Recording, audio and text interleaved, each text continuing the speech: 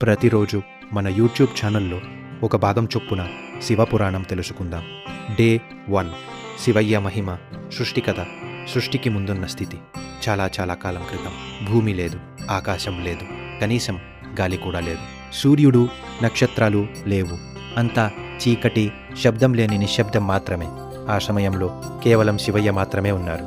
ఆయనకు ఆది లేదు, అంతం లేదు. ఆయనే పరమసత్యం. సృష్టిని ప్రారంభించాలని శివయ్య సంకల్పించినప్పుడు ఆయన నుంచే ఆదిశక్తి అవతరించింది. శివుడు ఆలోచన అయితే శక్తి, ఆ పని చేసే బలం. ఈ ఇద్దరూ కలిసినప్పుడే ప్రపంచ సృష్టి ప్రారంభమైంది. శివయ్య తనలోని దైవత్వంతో విష్ణుమూర్తిని సృష్టించారు. విష్ణువును తపస్సు చేయమని ఆజ్ఞాపించారు. ఆ తపస్సు ఫలితంగా అనంతమైన జలాలు ఉద్భవించాయి.